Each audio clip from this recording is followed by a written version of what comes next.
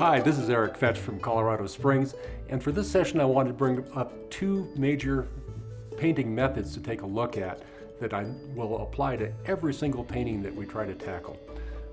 One of the hardest things to get across to folks on watercolor painting is to how to do a line and a shadow.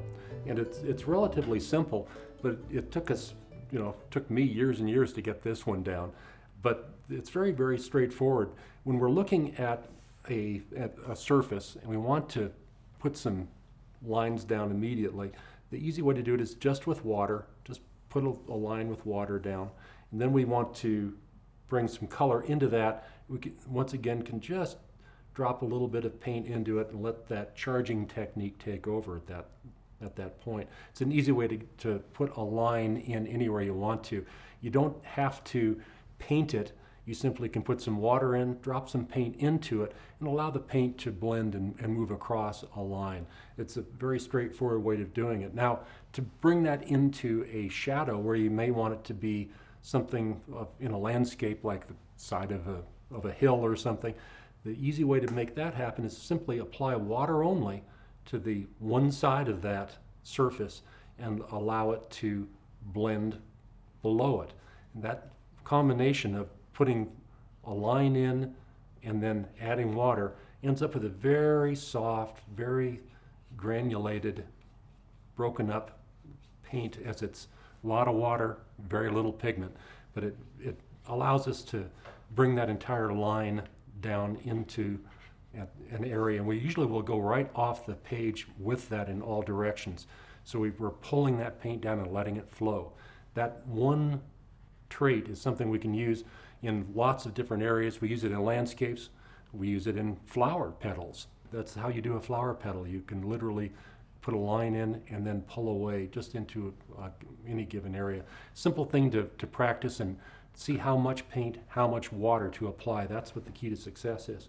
You can also come back and do another color in the same manner. Just pick up a little bit of raw sienna here and just put that into that original line. Now you'll end up with what is termed a hard and a soft edge is what we're getting here. And by having that layer in on top of what's already there, it will literally migrate and travel to the area that is still wet. But giving water the opportunity to be the medium that we're using and let the paint just move around within the area that is damp gives us complete control. And that's what we oftentimes lack in watercolor, because we get everything too wet and then we don't get the opportunity to get crisp, clean lines in. Let that paper dry and then come back in and do that technique. Practice it a few times and see what you come up with. But it's a very simple thing to do once you know that all you have to do is put a line in of water, add paint, and then add water and let it become a glaze, a very soft, even finish to it. So that's one thing to practice and see if you can come up with that effect and be able to control your watercolor is the whole point of doing it. Let's tackle another fun exercise, and this one, we're going to paint a fence. But we're going to paint a fence in a different manner than we normally would consider. So we'll start with it. Well, let's put a little fence post in here. They don't have to be perfectly up and down. They're out there struggling around in the wind, and our cowboy didn't exactly put those straight to start out with, so we just throw some fence posts in, and then we look at putting some stringers on them, put 3 of them in there. So there's the start of a fence. But from our exercise standpoint, now what would happen if it runs into the side of the barn? Well, we can change colors here if we want to, but we're going to continue with that fence line. But now we're going to have the barn show up, and I'm going to put the barn in red here. So let's just do the barn starting right here. Now what's happening with the barn is that it is going to be shown wherever the fence is going to be. We're just going to leave that white. We're not going to paint the fence, we're just going to paint behind the fence. So we're going to paint that part of the barn back there, and we just come back down through here, and we stick that in. A little bit of paint here and there. So we've got the barn showing up behind with our fence rails coming straight across there. And you can get real tight if you want to be very specific about it. and just show where that fence is coming across. Now you've got another fence post over here, so we're going to skip that part, and we're going to come over here and put more of that barn showing through. And we'll come back across here, drop that in. So the point is we want that fence to appear over on this side of the painting, and to have the barn be the star of the show over here.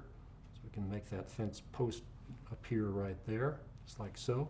And we're going to put another fence post over here.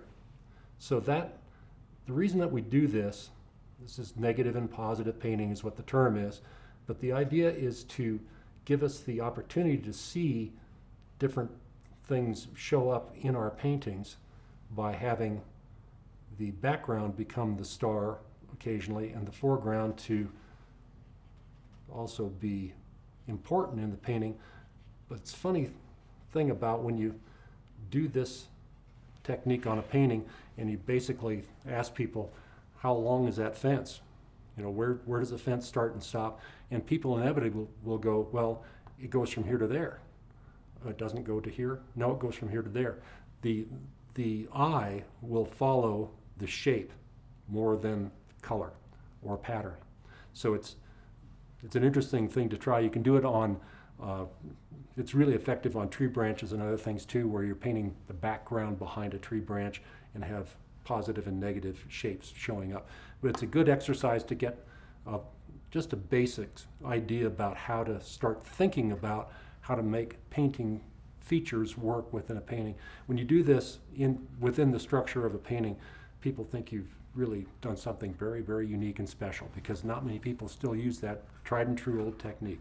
Give it a try and see what you come up with. So doing line in your paintings and doing negative and positive shapes in your paintings will always give you a big leg up on trying to get through a painting and have something really special come out the other side. Give it a try. Thanks.